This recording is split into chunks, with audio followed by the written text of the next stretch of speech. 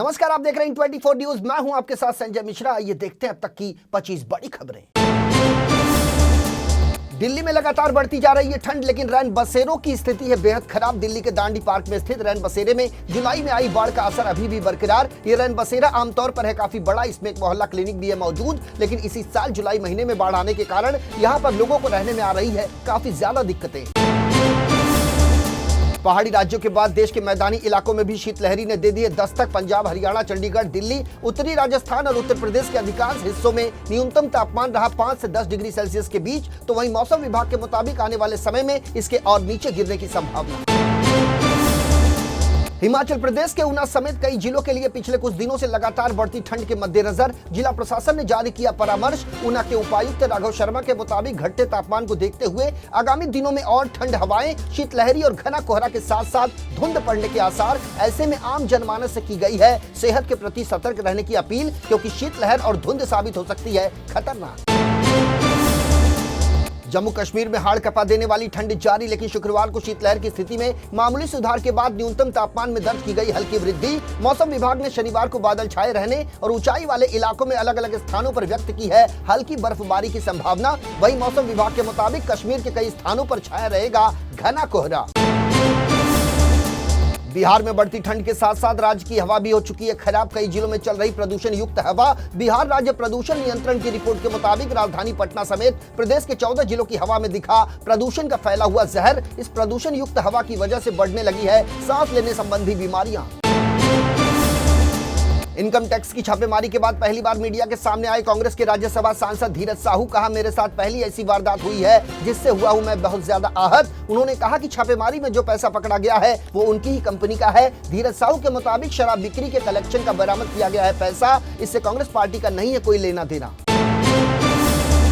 Supreme court के पूर्व जज जस्टिस रोहिंटन नरीमन का बड़ा दावा। कहा, यदि मुख्य चुनाव आयुक्त और चुनाव आयुक्तों की नियुक्ति पर विधेयक संसद के दोनों सदनों में पारित हो जाता है तो अदालत को इसे कर देना चाहिए निरस्त। मुंबई के दरबार हॉल में एक कार्यक्रम के दौरान न्यायमूर्ति नरीमन ने कहा कि यदि सीईसी और 2 ईसी की नियुक्ति प्रधानमंत्री, एक केंद्रीय कैबिनेट मंत्री और एक विपक्ष के नेता की चयन समिति द्वारा की जाती है तो देश में स्वतंत्र और निष्पक्ष चुनाव बनकर रह जाएगी महज एक परिकल्पना। सुप्रीम कोर्ट के पूर्व जज जस्टिस रोहिंटन नरीमन ने कहा कि सुप्रीम कोर्ट ने हाल ही में चुनाव आयुक्तों की नियुक्ति के लिए 3 व्यक्तियों के रूप में प्रधानमंत्री, भारत के मुख्य न्यायाधीश और विपक्ष के नेता को शामिल करना शुरू किया, लेकिन दुर्भाग्य से एक विधेयक राज्यसभा में पेश किया गया जो सदन से भी हो सकता है पारित। निश्चित रूप से ये लोकसभा में जाएगा और कुछ ही समय में बन जाएगा एक अधिनियम जिसमें मुख्य न्यायाधीश के स्थान पर प्रधानमंत्री द्वारा नियुक्त एक मंत्री होगा। न्यायमूर्ति नरीमन के अनुसार इसे एक मनमाना कानून मानकर कर दिया जाना चाहिए खारिज, क्योंकि इससे हो सकता है चुनाव आयोग के कामकाज की स्वतंत्रता को गंभीर रूप से खतरा। बिहार का एक युवक हरियाणा से अपनी मां के शव को सूटकेस में भरकर उसे प्रवाहित करने शुक्रवार को पहुंचा था प्रयागराज। पुलिस ने शक की बिना पर जब खुलवाया सूटकेस तो फटी की फटी रह गई पुलिस की आंखें। महिला के शव को अपने कब्जे में लेकर पुलिस ने भेज दिया पोस्टमार्टम के लिए उसे सरकारी अस्पताल। पुलिस ने कथित युवक को किया गिरफ्तार, जिसका नाम बताया जा रहा है हिमांशु। डीसीपी नगर दीपक भूकर के मुताबिक 13 दिसंबर को हरियाणा के हिसार जिले के रहने वाले हिमांशु ने अपनी मां प्रतिमा देवी से मांगे थे 5000 रुपए। जब मां ने पैसे देने से किया इनकार तो उनके बीच हुआ विवाद, जिसके बाद हिमांशु ने गला घोट कर की अपने मां की हत्या। इसके बाद उसने अपनी मां के शव को एक सूटकेस में पैक किया और उसे ठिकाने लगाने के लिए ट्रेन से पहुंच गया प्रयागराज, लेकिन मां के शव को संगम में ठिकाने लगाने से पहले ही पुलिस ने उसे किया गिरफ्तार।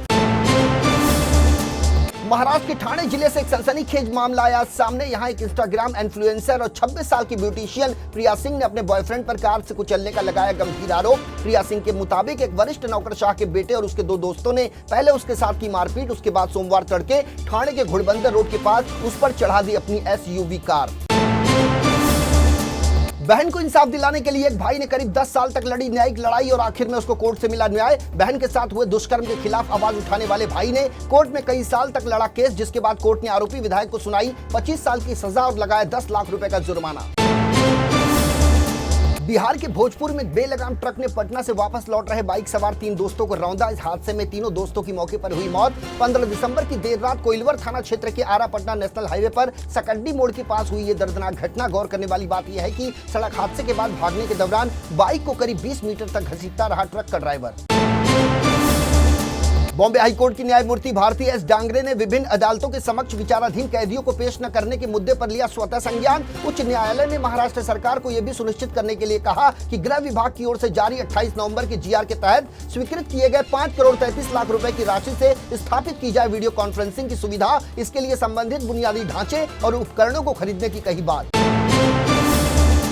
फेमस सिंगर और कंपोजर अनूप घोषाल का शुक्रवार को निधन। उम्र संबंधी बीमारियों से पीड़ित थे 77 वर्षीय अनूप घोषाल और कई दिनों से थे अस्पताल में भर्ती। बीते दिन उन्होंने हमेशा के लिए इस दुनिया को कह दिया अलविदा। अनूप के निधन से इंडस्ट्री में दौड़ पड़ी शोक की लहर।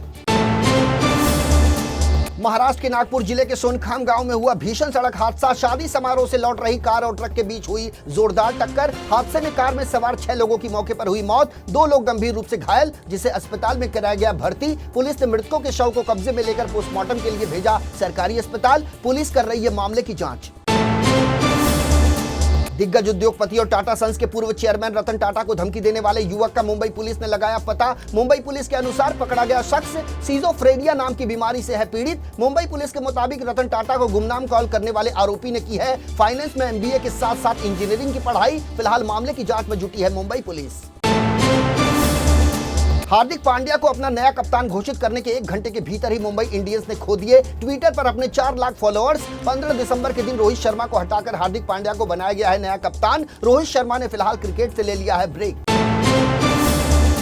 महाराष्ट्र में सीएम एकनाथ शिंदे समेत शिवसेना के 16 विधायकों की अयोग्यता से संबंधित मामले में शुक्रवार को सामने आई बड़ी जानकारी। इस मामले में विधानसभा अध्यक्ष राहुल नार्वेकर को सुप्रीम कोर्ट से मिली बड़ी राहत। अयोग्यता मामले में सुनवाई पूरी कर फैसला सुनाने की सुप्रीम कोर्ट द्वारा दी गई मियाद अब और 10 दिन के लिए बढ़ा दी गई। मुंबई में SRA स्कीम के तहत बनाए गए मकानों को 10 साल की बजाय 7 साल के बाद बेचने की मंजूरी मंत्रिमंडल ने बहुत पहले ही दे दी थी, लेकिन अब तक इसे नहीं किया गया है लागू। गृह निर्माण मंत्री अतुल सावे ने विधायकों को दिया है आश्वासन कि इसे जल्द किया जाएगा लागू। साथ ही अतुल सावे ने की महाड़ा के 56 कॉलोनियों के सेवा शुल्क माफ करने की घोषणा। मुंबई के बांद्रा कुर्ला कॉम्प्लेक्स में 17 दिसंबर को होगा जियो मुंबई साइक्लोथॉन का आयोजन। इसके लिए बांद्रा, वर्ली, दादर और माहिम के बीच ट्रैफिक को लेकर जारी हुई एडवाइजरी। स्वास्थ्य को बढ़ावा देना जियो मुंबई साइक्लोथॉन रैली का मुख्य आयोजन। विदेश मंत्री एस जयशंकर ने शुक्रवार को ओमान के सुल्तान हैथम बिन तारिक से की मुलाकात। इस समय भारत की 3 दिवसीय राजकीय यात्रा पर भारत आए हुए हैं ओमान के सुल्तान। यहां पर दोनों देश एक दूसरे के साथ रणनीतिक साझेदारी को मजबूत करने पर करेंगे काम। अमेरिका के पूर्व राष्ट्रपति डोनाल्ड ट्रंप के करीबी और पूर्व सहयोगी रूडी गिउलियानी पर $148 मिलियन यानी करीब 1245 करोड़ रुपए का लगा जुर्माना। गिउलियानी को 2 महिलाओं को देना होगा ये जुर्माना, जिन पर उन्होंने साल 2020 के चुनाव में बैलेट से छेड़छाड़ करने का लगाया था आरोप। दक्षिणी गाजा के एक स्कूल पर शुक्रवार को इजरायल के हमले में टीवी नेटवर्क अल जजीरा के एक फिलिस्तीनी कैमरामैन की हुई मौत, जबकि गाजा में कार्यरत उसका मुख्य संवाददाता हुआ घायल। दरअसल दक्षिणी शहर खान यूनिस के एक स्कूल में हमला होने के बाद वहां अल जजीरा की टीम पहुंची थी न्यूज कवरेज करने के लिए, लेकिन इसी बीच वहां इजरायली ड्रोन से किया गया हमला, जिसमें कैमरामैन अबू दक्का और पत्रकार दहदौद हुए गंभीर रूप से घायल। समय पर उपचार नहीं मिलने और ज्यादा खून बह जाने की वजह से हुई अबू दक्का की दर्दनाक मौत। अमेरिका में हुआ एक ऐसा चमत्कार जिसे पढ़ने और सुनने के बाद सभी हो जाएंगे हैरान। यहाँ टेनेसी क्षेत्र में एक तूफान में 4 महीने के बच्चे के फंस जाने के बाद उसके माता पिता ने कहा कि भगवान की कृपा से 4 महीने का बच्चा पाया गया जीवित। कपल ने कहा कि शनिवार को एक घातक बवंडर ने उनके घर को तहस नहस कर दिया और इसी दौरान घर की छत उड़ गई और उनके बच्चे का पालना भी उड़ गया, लेकिन जाको राखे साइया की तर्ज पर बची बच्चे की जान। तो ये थी अब तक की 25 बड़ी खबरें। देश और दुनिया की ताजा तरीन खबरों के लिए बने रहिए इन 24 न्यूज के साथ। मुझे यानी संजय मिश्रा को दीजिए इजाजत। नमस्कार।